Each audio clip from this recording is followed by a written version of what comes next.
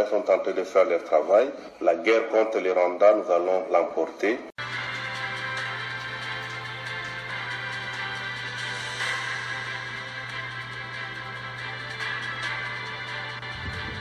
Bonsoir, bonsoir, bonjour, c'est Congo News 24. Bande Konanga, comme toujours avant de commencer notre émission, nous disons merci à Dieu.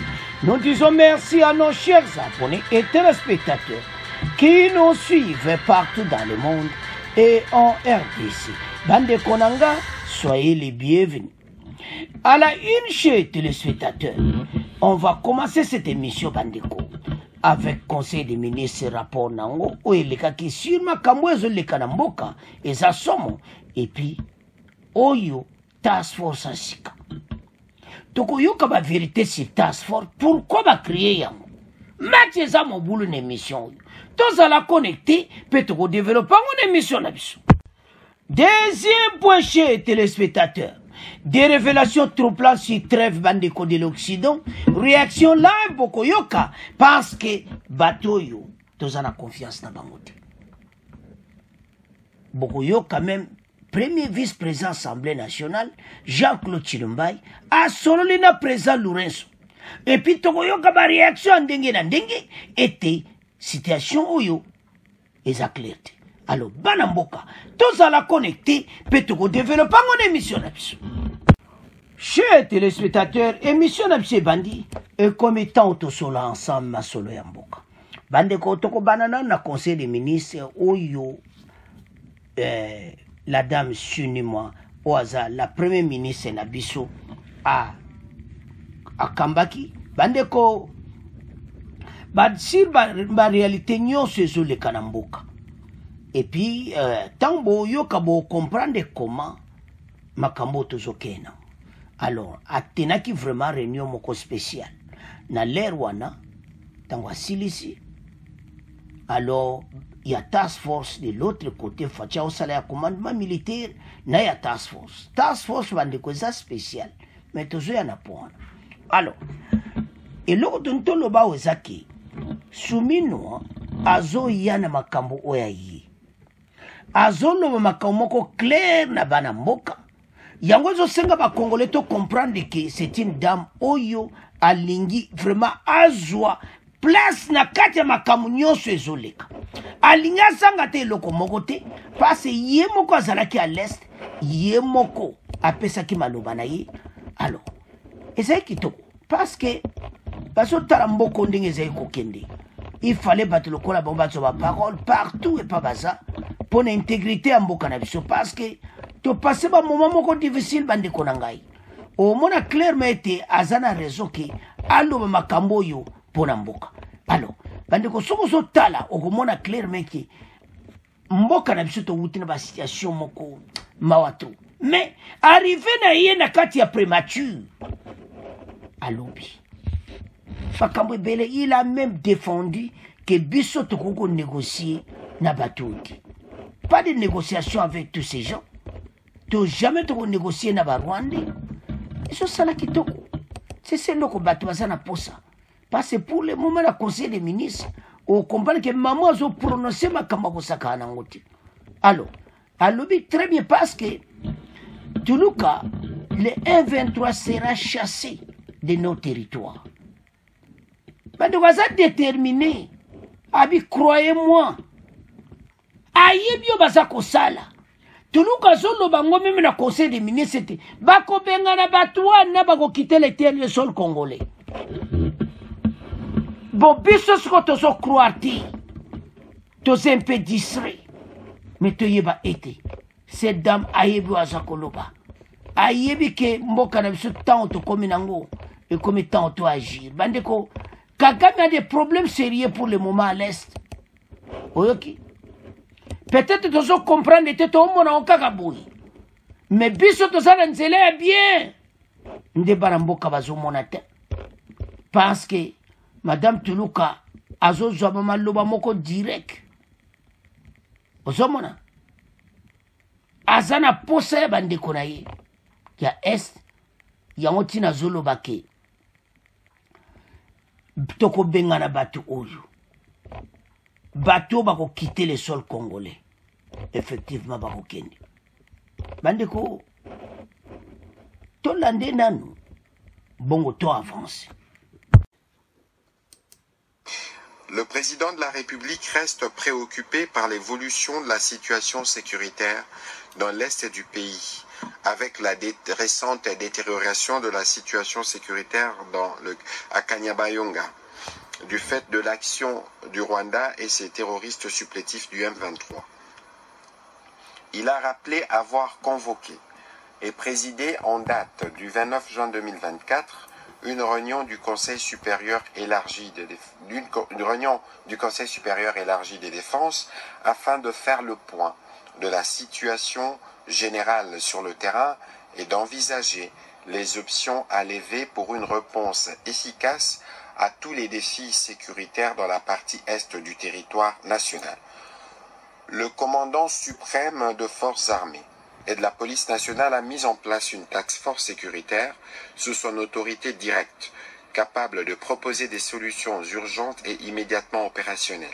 Cette task force se réunira à fréquence hebdomadaire et aura notamment pour tâche essentielle, sans se substituer au Conseil supérieur de la défense, d'évaluer la menace, d'identifier les acteurs principaux ainsi que les facteurs qui alimentent la sécurité, de concevoir des stratégies intégrées pour contrer les forces ennemies et proposer des mesures spécifiques pour rétablir l'autorité de l'État dans les zones affectées. Pour ce faire, le vice-premier ministre, ministre de l'Intérieur, Sécurité, Affaires coutumières, le vice-premier ministre, ministre de la Défense nationale et anciens combattants, ainsi que tous les autres membres du Conseil supérieur de la Défense ont été chargés de s'aligner derrière cette dynamique en proposant des stratégies idoines pour garantir une efficacité opérationnelle.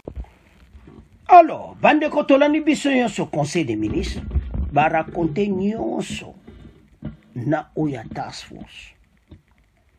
Task force oyo bandeko tozo yoka ezana makambo ebeli. Mokoza mboka aye komona ce qui se passe à l'est. D'abord Simima a informé ba ministre nyonso ndeni makambo tozo kena o mikolo oyo. Ete mena to komi na Conseil supérieur à défense, to komi na nouveau task force. Task force wana eza dirigé yemona fachi.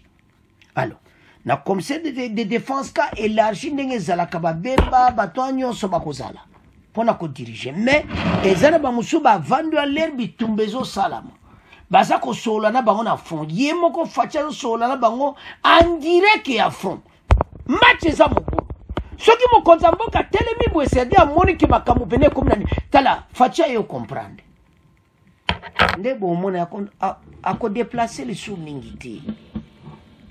Tati makamwe comme na niveau moko boyo quand même ba sodo ba trahir boko yo kande baza koloba. Ces soldats za bazaleki amenés par le chef na bango pe batu basala ki bongo. C'est pour ça qu'ils sont tous condamnés na officiers militaires à la peine de mort.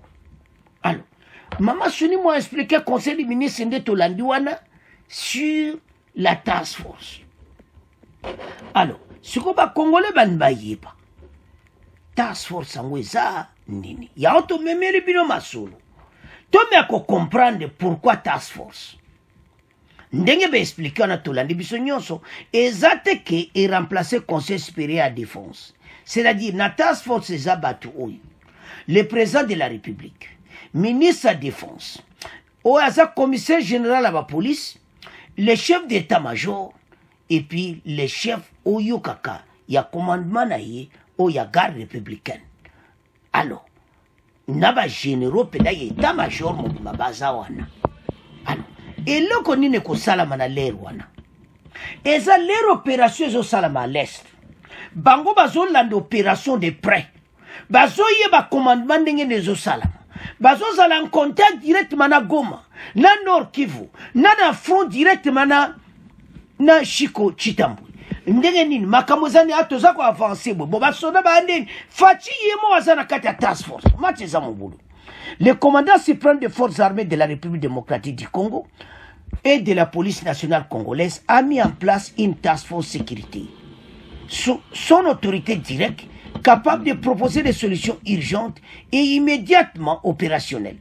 Cette task se réunira à fréquence hebdomadaire et aura notamment pour tâche essentielle, sans se substituer au Conseil supérieur de la défense, d'évaluer les menaces, d'identifier les acteurs principaux ainsi que les facteurs qui alimentent l'insécurité, de concevoir les stratégies intégrées pour contrer les forces des ennemis et proposer des mesures spécifiques pour rétablir l'autorité de l'État dans les zones affectées. Rapporte le compte rendu de la réunion Ndetolandi Patrick Mouyaya. Bandeko makambo za minene. Tato omona makambo yo, to omona kitala, ba Congolais to la muka. Tozo ke na direction malamu, mais le problème est que le pays est enfoncé dans makamba mabe, oye belé, oye wana, mais Congolais yo telema. Tozana makama minene tozo gaye match oyo.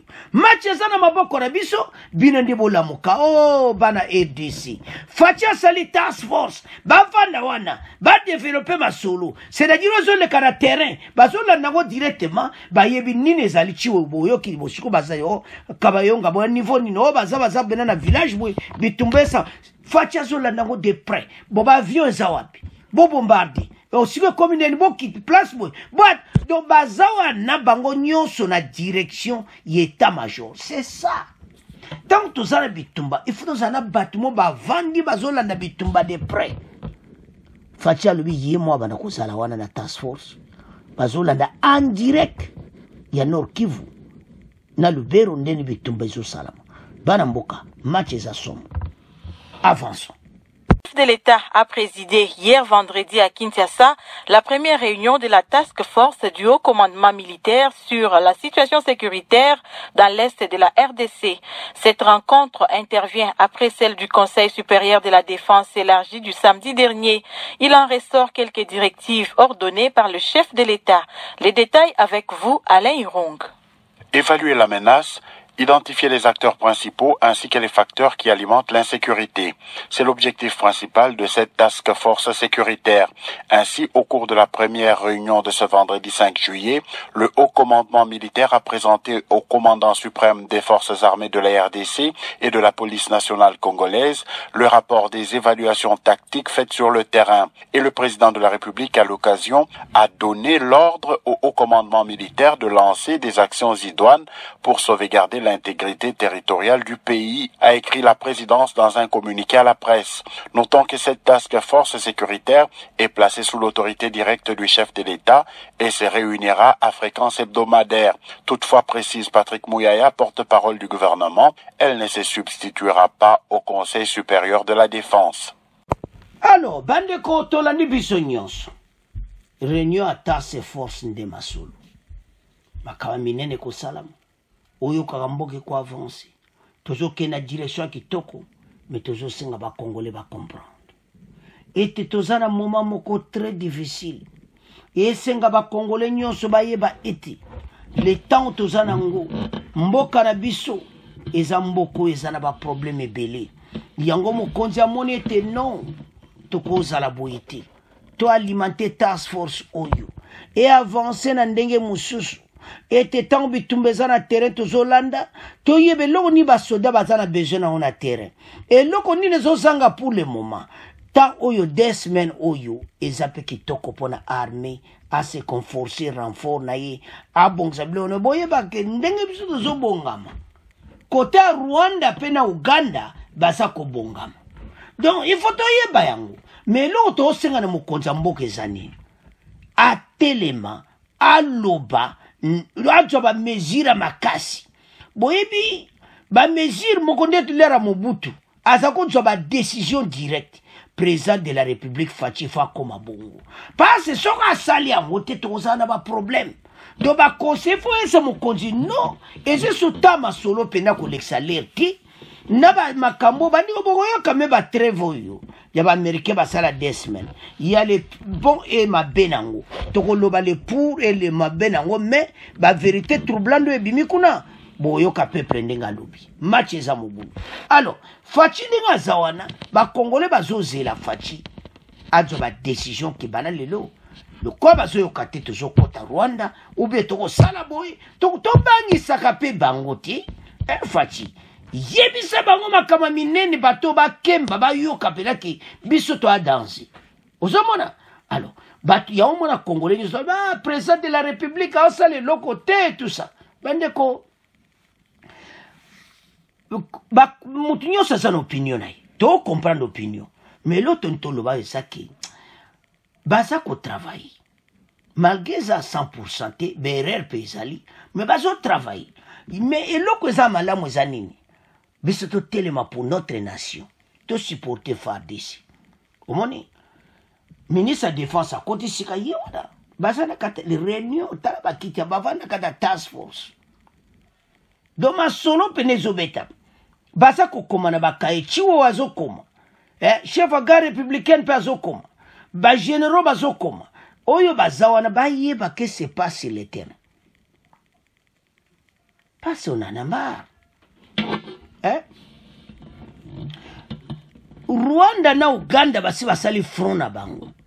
Alors faci na task force bobongisa vraiment solo tolandi wana ndenge makambo ezokende bakonzi il baza na niveau pena kobeta bato biloko to avancer bosomba ba arme ya makasi sukoleka mbongo ekota bofuta basoda très bien na front kolia na bomakano tweza kitoko to gagne bitumba oyo parce que makambo tu ba trahison za koya eza ke banti valeur ti lelo basilite na kati ya arme nde bosangana bwe bien mnamona biso na biso mais soka batu wana baza na kati ya masolo ka bosoli wana faci esi ebimi maintenir groupe wa task force yango oyo bobakisela biso bato ya mosute des infiltrés baza na kati ya arme botika bango mais il fallait batu wana normal bakovanda na ti lelo te bandeko soko ozoyoko bato baza koloba motema mais il faut linga mboka na yo ozala dans le plaisir ya mboka oyo. Alors bana mboka en tout cas tokomotika premier point tokomoke na deuxième point.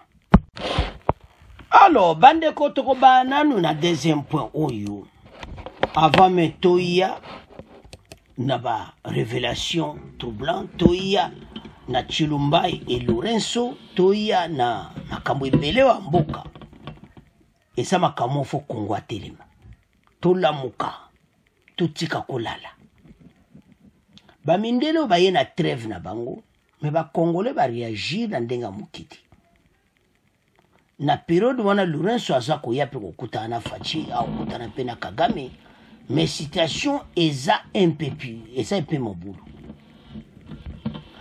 D'après un communiqué de la Maison Blanche rendu public jeudi 4 juillet, cette trêve durera 2 semaines, soit du 5 au 19 juillet, et va concerner les zones d'hostilité qui touchent le plus les populations civiles. Alors, et puis, elle débutera le 5 juillet à minuit. C'est 2 semaines, heure locale, et se poursuivra jusqu'au 19 juillet. Engage le parti au conflit à faire taire leurs armes, à permettre le retour volontaire des personnes déplacées et fournir au personnel militaire un accès sans entrave.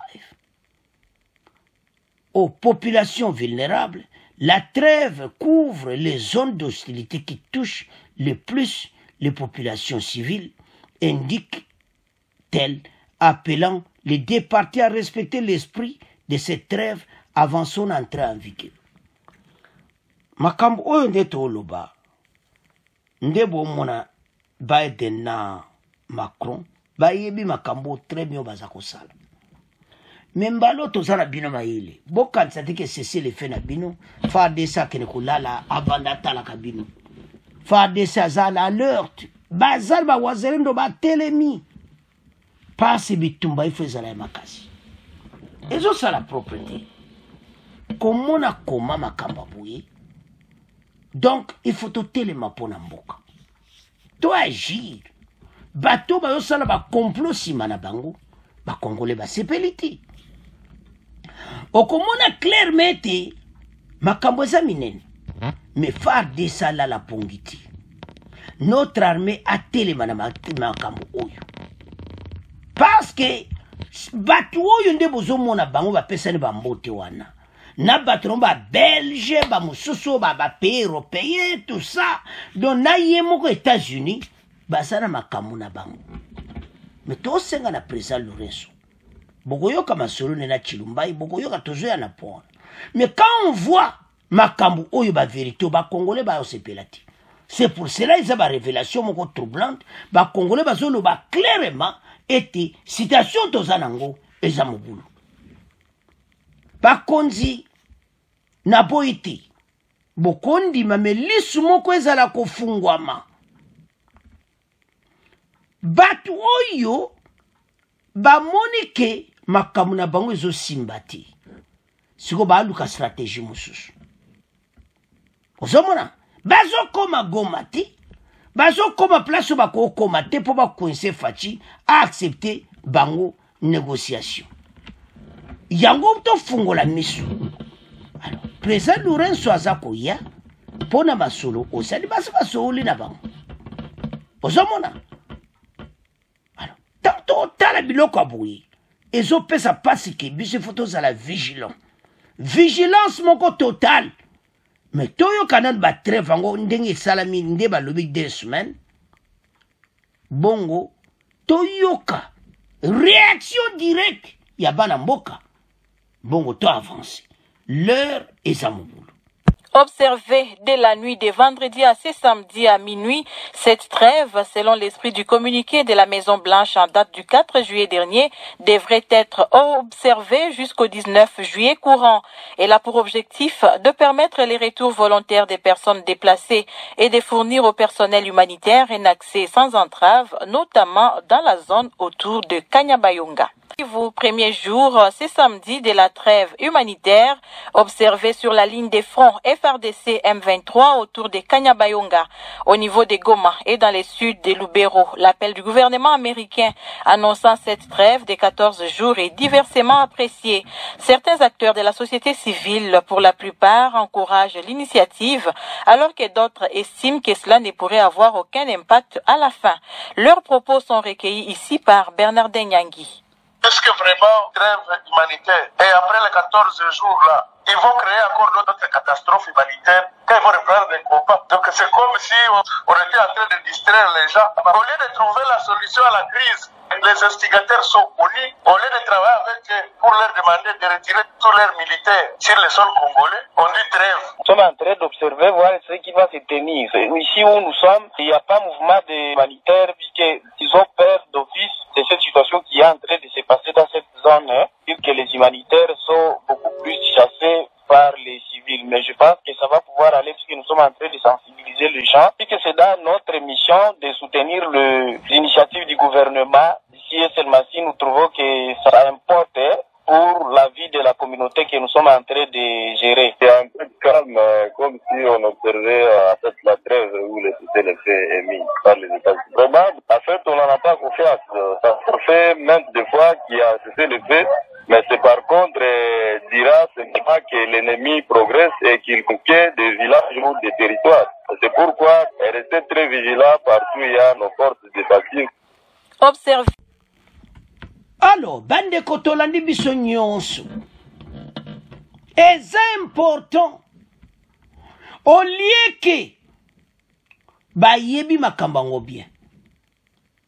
Bango basali trêve.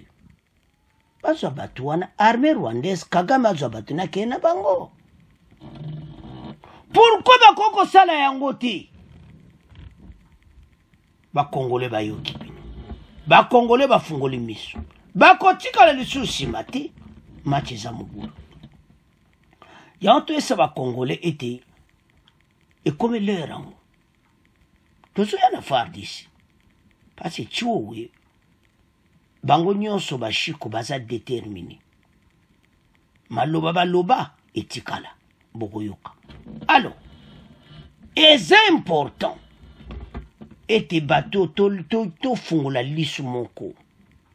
Faci ndenge ozotala bango fungola ka ndenge wasali ler ka ko boito parce que bango wana banalisa biso pongi bandeko na boyi te koza na pe bien nde boyi ki bande ko suma ba réaction menga na sana confiance batuti yeba ke likamo kama beko sala ba congolais ba ko baye ne ba mo konza mboka sala le côté mo konza mboka sa effectivement il faut pas ça ba congolais raison ba konzi ba ko accepter nyonso ti mais baza na moi ba réserve na bango et puis lisu moko zotala lisu moko pe donc mosusu wana oyoki bango mais mosusu za kotala toza kidiba tendenge zala kile ba zaki ba rumangabo waza suler wana te lero soto meke sili et comme des armées Uganda pena koti na kati ya muzinda makambo se déguisé ne balati bi uniforme ba Rwandais pour boyer bateke yaza na kati. Alors, il est temps bandeko maktala pays na biso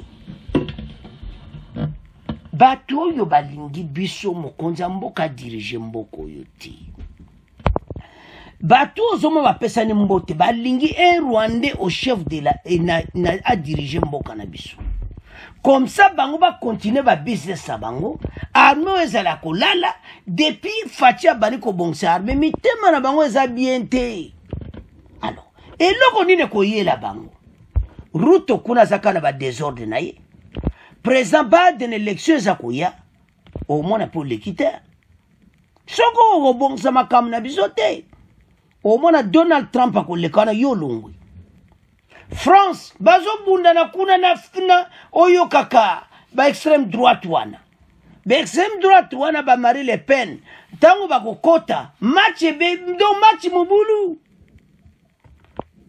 mais soki bokotika te ezo risquer na Macron okomona peke pena bato na pe bakoti malgré balinga biso bato mwindo te na France balinga bato te mais soki yo sala ka biso mabe Macron yo komona longwe pe oza suna pouvoir te diriger banane bango ba suis parlement nyonso oza suna loko te botalo esalami na Angleterre Kagame 120 millions kozango lisusu te gouvernement ye parti o bakoti makambo échangé le président Rwanda ze suna loko te watu obengo mama babe zo continuer kolanda bango déjà koto ane longwe walinga memela biso ba infiltré mususu ya ba réfugié. Alors maintenant bango yo ba makambo ba bongsi pona mboka to esa ba konzi to fungula miso arme stand by metozo ya na arme parce kuna match photo bongsa arme na biso to beta masolo akati mais to kena na Jean-Claude Chilumbai akutana Lorenzo alobina yeboye. Le président Lorenzo est le premier vice-président de l'Assemblée nationale. Isaac Chilumba échange sur la sécurité et l'énergie à Luanda. Parce que Luanda. La situation sécurité qui prévaut dans l'Est de la RDC était au centre des échanges. Vendredi 5 juillet à Luanda, entre le premier vice-président de l'Assemblée nationale congolaise, Jean-Claude Chilumba, et le président angolais Zoa Lorenzo Bango, ils se sont entretenus en marge de la 55e Assemblée plénière Forum parlementaire de la SADC. Ces assises, qui se sont tenues du 1er au 5 juillet, portaient sur les questions d'intégration énergétique, tout en présentant la RDC comme pays solution dans ce domaine qui a beaucoup à offrir. Jean-Claude Chilumba dit avoir insisté sur l'agression de la RDC et victime du part du Rwanda sous couvert du 1-23. Donc, Azoïb sait que you yebina yo bien. Et ça, kaka rappelle que biso za eza agression. Donc, Azoïb sait déjà, tant qu'on a sa négociation, akenda ngwa yebe que toza na kati agression. Et ça, te que oh, toza na entre biso, ba rébellion, tout ça. Parce que c'est mot la rébellion. Et ça, Occident mouta inventé. Na batu na bango. Pour kabasa ba kop na bango. Mais baye Mathieu Nandenge, bango baza ko influencer président angolais ne bandela zaki boete, mais heureusement, nzaba za malamu tozo akora Luanda Kleboa. Basi ba signa, il faut ça en application. donc on a fait pas télémica place wana accord à Luanda en application, c'est tout. Tout le gars, il y a aussi signé. Il a heureusement que Kagame, ministre des Affaires étrangères rwandais, m'a signé. Alors, ma solo mi collègue Zobetam. Toyoka, Jean-Claude Chilumbai, avec Lorenzo, bon, auto avance. Nous avons rencontré le président angolais, je crois, qui en même temps s'apprêtait à venir rencontrer son Excellence, Monsieur le Président de la République. Je crois qu'il a à cœur la réalité congolaise. Il sait, avec l'Angola, c'est quand même 2000 km de partage. Nous avons une très longue frontière qui ferait que si l'instabilité règne au Congo, l'Angola ne sera absolument pas épargnée. Et nous avons eu cette occasion pour le les rappeler aussi, parce que là, ce n'est pas un conflit interne qui s'est vu au Congo, mais bien une agression d'une coalition des États voisins qui tiennent à tout prix faire de la région de la SADC une poudrière. Et je pense que l'Angola a conscience de cela. Et ça a été pour nous l'occasion de sensibiliser et l'Angola et les autres partenaires, notamment ceux qui se sont déjà engagés aux côtés de la RDC pour que cet engagement demeure et soit résolu pour que la paix règne dans nos régions. Bandeko tolandi biso nyonso Jean-Claude Chilumbai. Masolo pende betamina ndenge yango penza. Me toyeba ete. Bandeko situation oyo ezo senga était présent angolais. Il est pas méga comprendre parce que ce qui y a à comprendre était parce que ces pays ils ont menacé makambo zo sala mes agressions yépe quand même il fallait quand même allo bango bien à présent Rwanda et à respecter accord à signer qui à Rwanda tant yo zo rappelé était yamwa Jean-Claude Chilumbai a solo linayi kocha pression et à yazo ya Kinshasa kokuta na fachi aye la biso makambo bien ba changer accord à Rwanda te parce au monde makambo yo ezo lukani ba changer accord na Rwanda mettons di mayangote to landi ba congolais ba za ba révélation moko ezo troubler ba congolais pena ba lobi non ba koyela biso crise humanitaire mususu ba kotsi ba arme na bango ba salima kamu na bango yango tina batu miso eza ya kofungwa bana mboka tozala l'aise miso eza ya kofungwama nous on va gagner makambo oyo toko gaye guerre sumino alobaki toko gaye bitumba oyo tozobanga eloko te mais tozala misuka ozomona tolandi Jean-Claude Chilumbai le président angolais ayiba ete eza agression ozomona ki bakendaki makambo ba parlementaire mais premier vice-président assemblée nationale asali to akutana Lorenzo ayebisa ye ozomona sur makambo oyo parce que il faut bango ba comprendre que eza agression tant ba traiter yango ezala ndinga parce que ozomona ba aventure ezoleka baso ya pesima Lorenzo do Lorenzo pe il faut azala na position moko abie ozomona yamayele ndenga zo diriger makambo yo parce que soki yeba Occident basiba ba imposer ye ka sala ndenge wana ekosimba te fachi akotika la ko négocier te accord ya Luanda to siaka Lorenzo tango zo pas fachi déjà ko Chilumbai bo sololi yela biso vraiment solo makambo te bo yebisa fachi ba américain ba lobi ke fachi a négocier ko négocier na ba rebelle te ekotika la ko simba te pe ko sala mati alors sur ce donc est-ce qu'on a pona ya suka bashiko bosibo déclarer maloba beaucoup yoka maloba wana ils ont déjà déclaré ete biso toko gaye guerre oyo yango na tina to rappeler boyoka masolo oyo maloba ya loba déjà biso déjà bato basali na ba crime ebele ce sont des terroristes alors tango armée oyo tozwi ba recrue ya sika bozana bango na terrain bitumba ezo betama il faut to attaquer ennemi na source osomona alors et comme temps oyo armée oyo afungola miso shiko kolala pongiti Rwanda na Uganda siko bazobongisa badusola na mayele boyesa ba wazalendo bazala déjà côté wana na alerte parce que oyo bato bazoyela biso ezana mawa me bofungola miso nango armée na biso egaye makambo oyo tobenga na bato oyo epi togaye guerre oyo ndenge oyo bino bomoni alors tolanda Chiko Chitambwe message boyebi yango biso nyonso ezo rappeler ba congolais ete match togaye yango.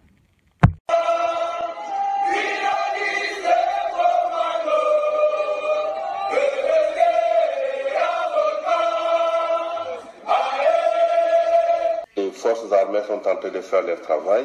La guerre contre les Rwandais, nous allons l'emporter. Tous ces territoires conquis par ce dernier seront repris sans aucune forme de négociation. Ça fait presque 25 ans que notre population dans la partie Est souffre beaucoup. Du massacre de Makobola jusqu'à Kishiche, tout est documenté. Le massacre de l'Est porte un nom et une adresse. Et tôt ou tard, les responsables vont payer. Alors, bande ko message normal za message akotia l'air nyonso. Pour mutu nyonso ayeba ete biso to gagner match oyo.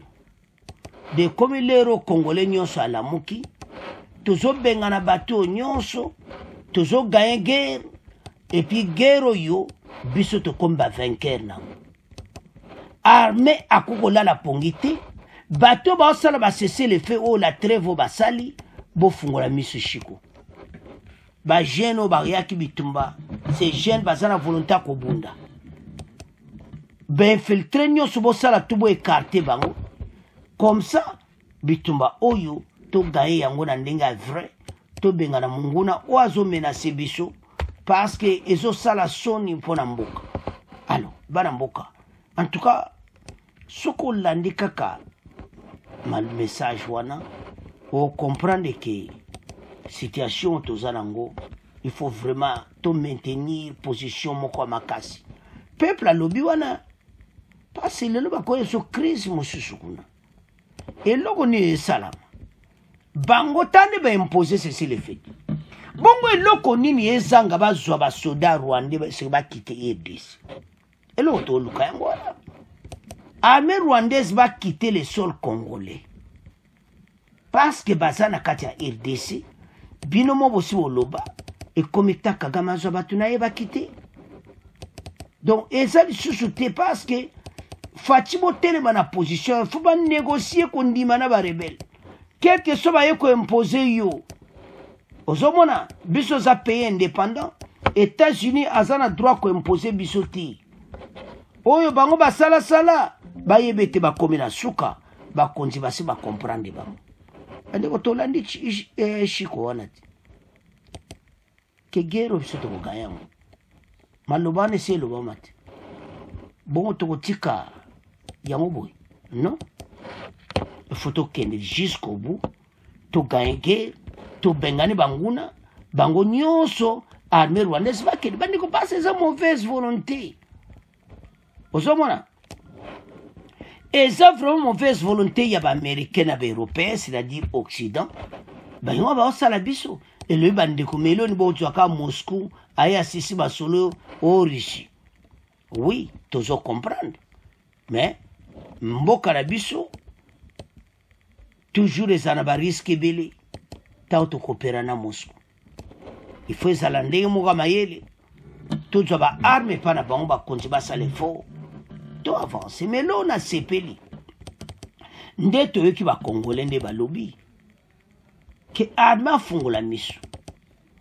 parce que ces gens baza capable ete pas kaka na trêve pas ba dusoli na bango ba tindi biso to respectango bango ba ko respecter te donc arme ko lexa bango te donc il faut que ça la prêt parce que bango ba la sapongi ba moyo ka pa ba se ba komi na Beni Butembo wa match sili Donc il faut peut-être qu'on fongo la mission nango omoni. Donc oyo kaka task force est le col a fatia sali task force wana et c'est important parce que task force onde monte ko sala masolo parce que fachi yemo bana ko sala wana bazolanda très près oyo le kana na front et puis makambo ile ka très kito bande ko toza penda na grand dossier na front.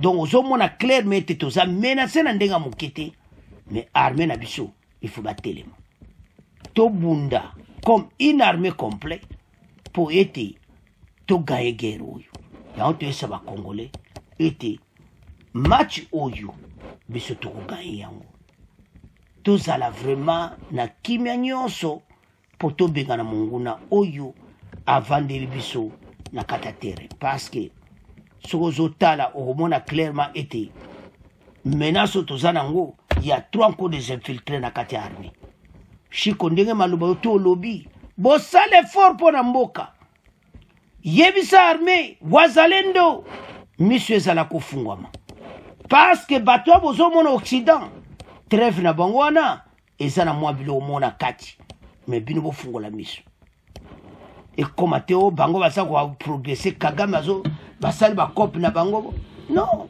basa bifumo kale bango parce que eza risque ndebo ndimi yango et puis bo fungola misu boyebi elegaki na barumangabo bakibumba lelo to perdra bamboka wana bakiwanza eza pona cesser le feu. Alors tondima yango te mais mokota mboka ndimi mais lo to senga na yi afungola misu parce que ba congolais ba komi na kanda ko sakanati ba kumolo même kota mboka mais comment aux autres ba décision te fachi comment zo tika mboka boy. Alors message wana ba konzi bazoyo kango ete komi ta fachi penal laksa ba congolais ete pe ba décision makasi na est wana bandiko tous ces gens ba okima eloni bazanango. Alors bana mboka en tout cas to landi mission to comme na fait mission na biso bon continuer ko s'abonner massivement. Au revoir, à la prochaine.